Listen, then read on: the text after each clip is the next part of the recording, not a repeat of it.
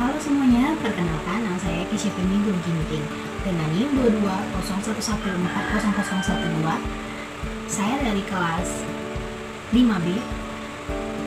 Di sini di dalam video ini saya akan menjelaskan tentang strategi pemecahan masalah pada pembelajaran matematika di SD. Nah, yang pertama itu kita kalau berbicara tentang permasalahan pemecahan masalah di dalam soal matematika, kita tidak terlepas dari yang namanya tokoh utama, yaitu Georgi Polya. Nah, dimana di sini di dalam teori ini pemecahan masalah itu dia terbagi atas beberapa langkah. Yang pertama itu yaitu memahami masalah, dan yang kedua merencanakan pemecahan, yang ketiga menyelesaikan masalah sesuai rencana langkah-langkah kedua, dan yang keempat memeriksa kembali hasil yang diperoleh atau looking back. Nah, jadi kita akan melihat strategi pemecahan masalah yang mungkin diperkenalkan pada anak sekolah dasar. Yang pertama itu ada strategi hatch it out, di mana di strategi ini dapat membantu siswa dalam proses visualisasi masalah yang tercakup dalam soal yang dihadapi. Nah, jadi dalam pelaksanaannya strategi ini dilakukan dengan menggunakan gerakan-gerakan visi atau dengan menggerakkan benda-benda konkret. Nah, lalu yang kedua itu ada yang namanya membuat gambar atau diagram. Nah, pada strategi ini dapat membantu siswa untuk mengungkapkan informasi yang terkandung dalam masalah sehingga hubungan antar komponen dalam masalah tersebut dapat terlihat dengan lebih jelas. Nah, lalu yang ketiga yaitu menemukan pola, di mana di dalam kegiatan matematika yang berkaitan dengan proses menemukan suatu pola dari sejumlah data yang diberikan. Bagi anak usia sekolah dasar dapat mulai dilakukan melalui sekumpulan gambar atau bilangan. Nah, lalu yang keempat yaitu membuat tabel, di mana di dalam membuat tabel ini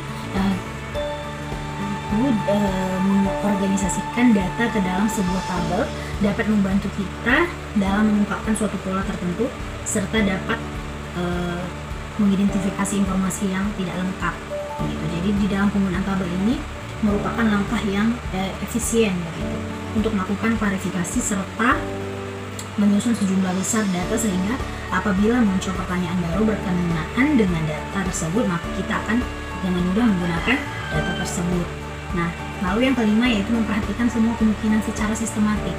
Di dalam strategi ini biasanya digunakan bersamaan dengan strategi mencari pola dan menggambar tabel.